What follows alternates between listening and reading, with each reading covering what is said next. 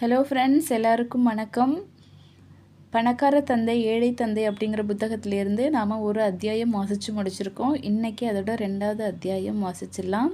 வீடியோக்குள்ளே போகிறதுக்கு முன்னாடி நீங்கள் நம்மளோட சேனலுக்கு இப்போ தான் ஃபஸ்ட் டைம் வரீங்க அப்படின்னு சொன்னால் ஸ்ரீ தமிழ் ஆடியோ புக்ஸ் சேனலுக்கு சப்ஸ்கிரைப் பண்ணிக்கோங்க. அப்படியே பக்கத்தில் இருக்கிற பெல் ஐக்கான் கிளிக் பண்ணிக்கோங்க. ஸோ தட் நான் போடுற வீடியோஸ் உங்களுக்கு ரெகுலர் அப்டேட்ஸில் கிடச்சிரும். வீடியோ பிடிச்சிருந்துச்சு அப்படின்னு சொன்னால் மறக்காமல் அதுக்கு ஒரு லைக் பண்ணிவிடுங்க. வாங்க இப்போ வாசிக்க ஆரம்பிச்சிடலாம். பாடம் 2. பொருளாதார கல்வி எதற்காக கற்றுக் கொடுக்கப்பட வேண்டும்? நீங்கள் எவ்வளவு பணம் சம்பாதிக்கிறீர்கள் என்பது ஒரு பொருட்டல்ல, எவ்வளவு பணத்தை தக்க வைத்துக் கொள்கிறீர்கள் என்பதுதான் முக்கியம். 1990ஆம் ஆண்டில் மைக் தனது தந்தையின் சாம்ராஜ்யத்தை சுவீகரித்தான். வாஸ்தவத்தில் தன் தந்தையை விட மிக சிறப்பாக அவன் தன் வியாபாரத்தை நிர்வகித்து வந்தான். நாங்கள் இருவரும் வருடத்திற்கு ஓரிரு முறை கோல்ஃப் மைதானத்தில் சந்தித்து கொள்கிறோம். மைக்கும் அவனது மனைவியும் உங்களால் கற்பனை செய்து பார்க்க முடியாத அளவுக்கு செல்வந்தர்களாக இருக்கின்றனர். மைக்கின் தந்தையின் சாம்ராஜ்யம் இப்போது சிறந்த கைகளால் நிர்வகிக்கப்பட்டு வருகின்றது. மைக்கின் தந்தை என்னையும் மைக்கையும் எவ்வாறு தயார்படுத்தினாரோ அதேபோல் மைக் தன் மகனை தயார் செய்து கொண்டிருக்கிறான். 1994ஆம் ஆண்டில் 47 வயதில் நான் ஓய்வு பெற்றேன். அப்போது என் மனைவி கிம்மிற்கு 37 வயது.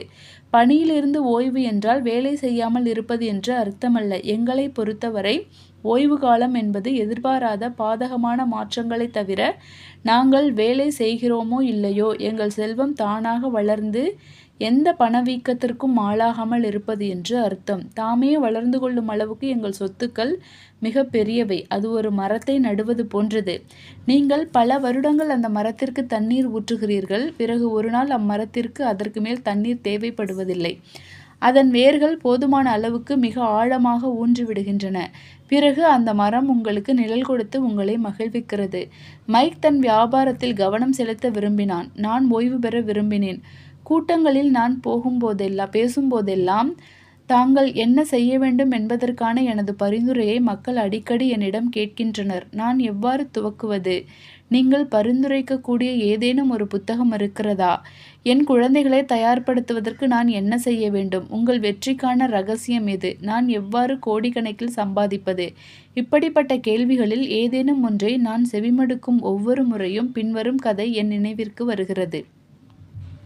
உலகிலேயே மிகப்பெரிய பணக்கார தொழிலதிபர்கள் 1923ஆம் ஆண்டில் சிகாகோ நகரில் அமைந்த எட்ஜ்வாட்டர் பீச் ஹோட்டலில் மிகப்பெரிய தலைவர்களும் மிகப்பெரிய பணக்காரர்களும் சந்தித்தனர். மிகப்பெரிய தனியார் எஃகு நிறுவனத்தின் தலைவரான சார்லஸ் ஷ்வாப், உலகின் மிகப்பெரிய பொது சேவை நிறுவனத்தின் தலைவரான சாமுவேல் இன்சல், மிகப்பெரிய எண்ணெய் நிறுவனத்தின் தலைவரான ஹோவர்ட் ஹாப்சன்,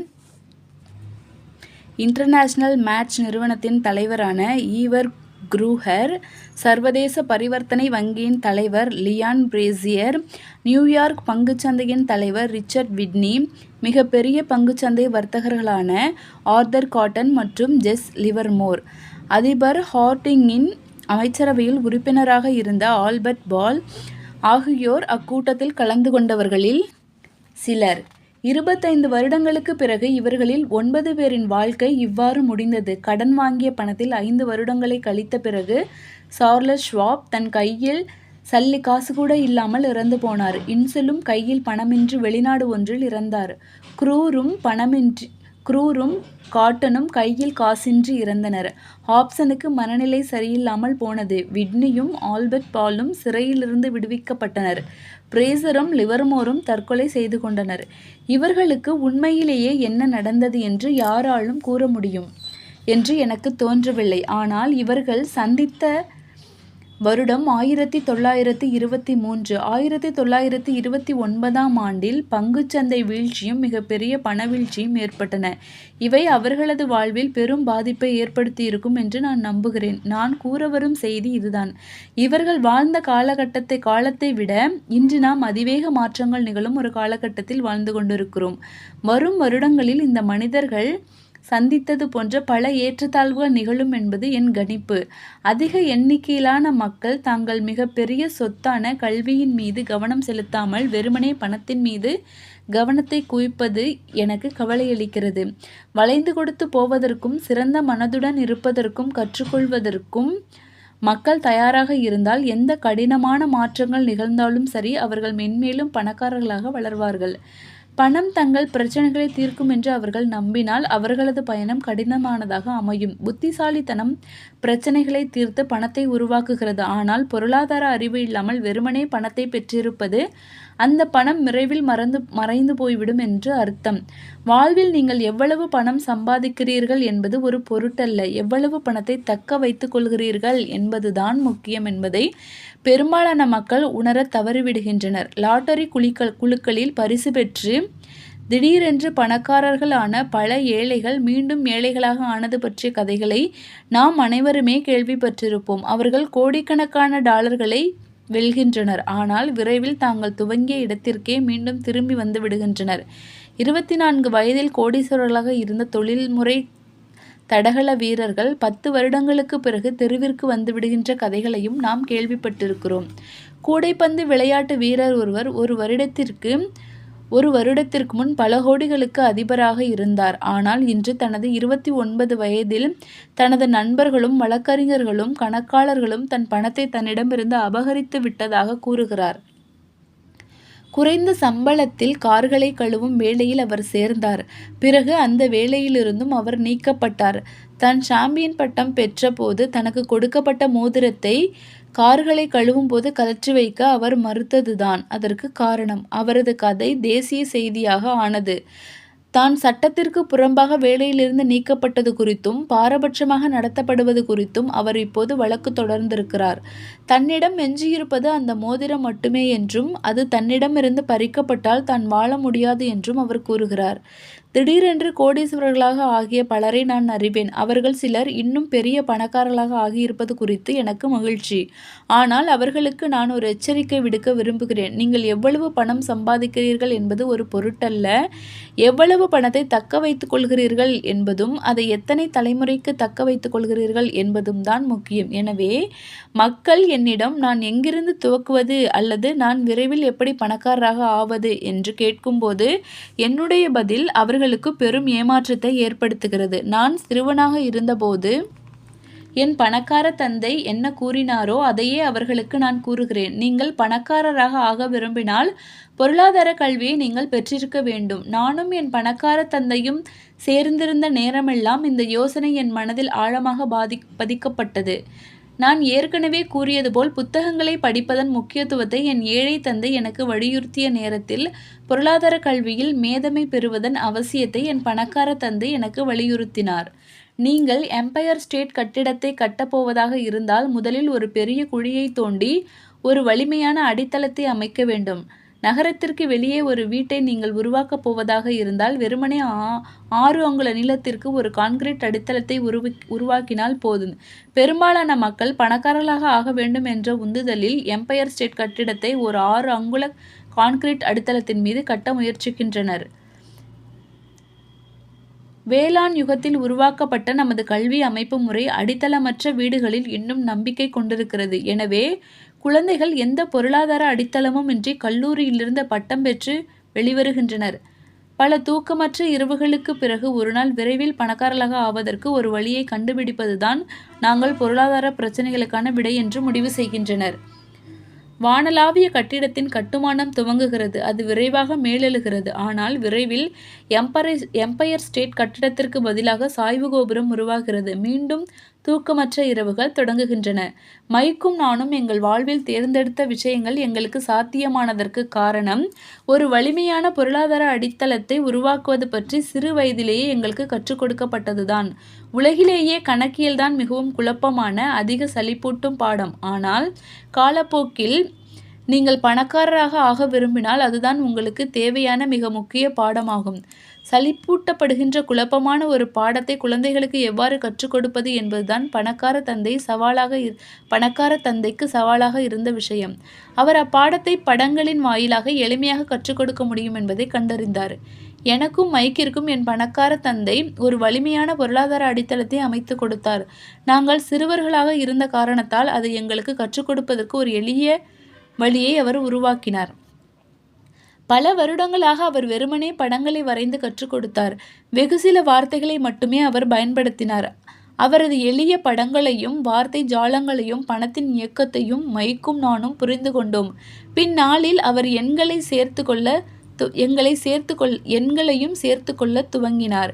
இன்று பல அதிக சிக்கலான நவீன கணக்கியல் ஆய்வுகளில் மைக் திறமைசாலியாக விளங்குவதற்கு காரணம் தன் தொழில் சாம்ராஜ்யத்தை நடத்துவதற்கு அவனுக்கு அது தேவை என்பதுதான். நான் மைக்கின் அளவுக்கு அவ்வளவு அதிநவீனமானவன் அல்ல. ஏனெனில் என்னுடைய ராஜ்யம் சிறிய அளவிலானது. ஆனாலும் நாங்கள் இருவரும் அதே எளிய அடித்தளத்திலிருந்து வந்தவர்கள்தான். இனிவரும் பக்கங்களில் மைக்கின் தந்தை எங்களுக்காக உருவாக்கிய அதே எளிய படங்களை நான் உங்களுக்கு வழங்கவிருக்கிறேன். அவை அடிப்படையானவையாக இருந்தாலும் கூட ஒரு திடமான மற்றும் ஆழமான அடித்தளத்தை கொண்டு மாபெரும் செல்வங்களை கட்டியெழுப்ப அந்த படங்கள் எங்களுக்கு வழிகாட்டியுள்ளன. பணக்காரர்கள் சொத்துக்களை கைவசப்படுத்துகின்றனர். ஏழைகளும் நடுத்தர வர்க்க மக்களும் தங்கள் சொத்துக்கள் என்று கருதுகின்ற கடன்களை கைவசப்படுத்துகின்றனர். முதலாவது விதி: ஒரு சொத்துக்கும் ஒரு கடனுக்கும் இடையேயான வித்தியாசத்தை நீங்கள் அறிந்திருக்க வேண்டும். சொத்துக்களை வாங்குங்கள்.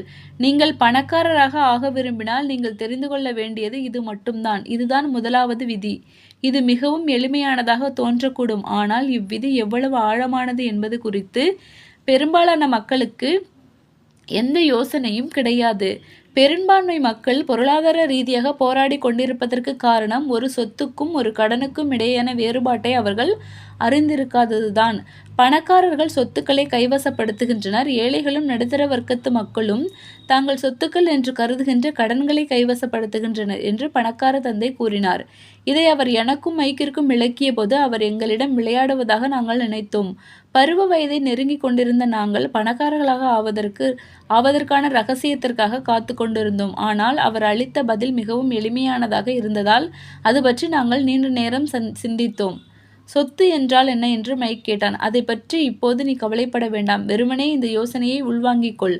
இதன் எளிமையை உன்னால் புரிந்து கொள்ள முடிந்தால் உன் வாழ்வில் ஒரு திட்டம் இருக்கும். பொருளாதார ரீதியாக உன் வாழ்க்கை சுலபமானதாகவும் அமையும். அது எளிய யோசனை. அதனால்தான் அது பலரால் தவறவிடப்படுகிறது என்று பணக்கார தந்தை கூறினார். நீங்கள் என்ன கூறுகிறீர்கள்? சொத்து என்றால் என்ன என்பதை தெரிந்து கொண்டு சொத்துக்களை நாங்கள் கைவசப்படுத்த வேண்டும். பிறகு நாங்கள் பணக்காரர்களாக ஆகிவிடுவோம். அப்படித்தானே என்று நான் கேட்டேன். அவர் தன் தலையசைத்து ஒப்புதலளித்து இது அவ்வளவு எளிமையானது என்று கூறினார். அது எவ்வளவு எளிமையானது என்றால் ஏன் எல்லோரும் பணக்காரர்களாக இல்லை என்று நான் கேட்டேன். பணக்கார தந்தை புன்னகைத்தார். ஏனெனில் ஒரு சொத்துக்கும் ஒரு கடனுக்கும் இடையேயான வித்தியாசத்தை மக்கள் தெரிந்திருக்கவில்லை. வளர்ந்தவர்கள் எவ்வாறு தவறாக வழிநடத்தப்பட முடியும்? நீங்கள் கூறுவது போல் அது அவ்வளவு எளிமையான ஒன்றாக இருந்தால், அது அவ்வளவு முக்கியமானதாக இருந்தால் ஏன் அதை கண்டுபிடிக்க ஒவ்வொருவரும் விரும்புவதில்லை என்று நான் கேட்டது நன்றாக என் நினைவில் உள்ளது. சொத்துக்கள் என்றால் என்ன, கடன்கள் என்றால் என்ன என்று எங்களுக்கு விளக்குவதற்கு பணக்கார தந்தை ஒரு சில நிமிடங்களே ஆயின. வளர்ந்தவன் என்ற முறையில் இதை மற்றவர்களுக்கு விளக்குவதற்கு நான் மிகவும் சிரமப்படுகிறேன். அவர்கள் வேறு விதமாக பயிற்றுவிக்கப்பட்டு இருப்பதால் இந்த யோசனையின் எளிமை அவர்களிடமிருந்து தப்பிவிடுகிறது. வங்கியாளர்கள், கணக்காளர்கள், வீடுமனை வாங்கல் மற்றும் விற்றலில் ஈடுபட்டுள்ள முகவர்கள், பொருளாதார திட்ட அமைப்பாளர்கள் போன்ற கற்றறிந்த தொழில்முறை வல்லுநர்களால் அவர்களை பயிற்றுவிக்கப்பட்டுள்ளனர். தாங்கள்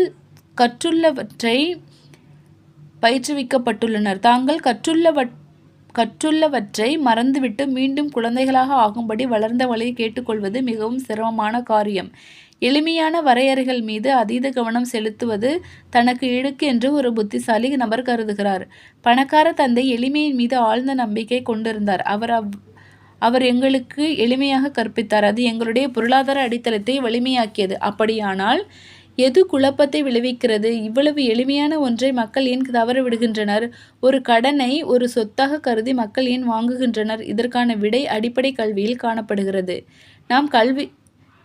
நாம் கல்வியறிவு என்ற வார்த்தையின் மீது கவனத்தை குவிக்கிறோமே தவிர பொருளாதார கல்வியறிவு என்ற வார்த்தையின் மீது அல்ல. ஒன்றை ஒரு சொத்தாகவோ அல்லது ஒரு கடனாகவோ வரையறுப்பது வார்த்தைகள் அல்ல. வாஸ்தவத்தில் நீங்கள் உண்மையிலேயே குழப்பத்தை அனுபவிக்க விரும்பினால் சொத்து என்ற வார்த்தையையும் கடன் என்ற வார்த்தையையும் அகராதியில் தேடி பாருங்கள். அனுபவமிக்க ஒரு கணக்காளருக்கு இவ்வார்த்தைகளுக்கான வரையறைகள் சரியாக இருப்பதாக தோன்றும். ஆனால் ஒரு சராசரி நபருக்கு இது குழப்பத்தையே விளைவிக்கும். ஆனால் ஒரு விஷயம் நமக்கு புரியவில்லை என்பதை ஒப்புக்கொள்வதற்கு நமது அகங்காரம் இடம் கொடுப்பதில்லை. சிறுவர்களாக இருந்த எங்களிடம் பணக்கார தந்தை சொத்துக்களை வரையறுப்பது வார்த்தைகள் அல்ல, எண்கள்தான்.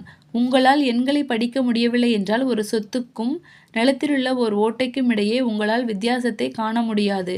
கணக்கியலில் எண்கள் முக்கியமல்ல, மாறாக அந்த எண்கள் உங்களிடம் என்ன கூறுகின்றன என்பதுதான் முக்கியம். இதுவும் வார்த்தைகளை போன்றதுதான்.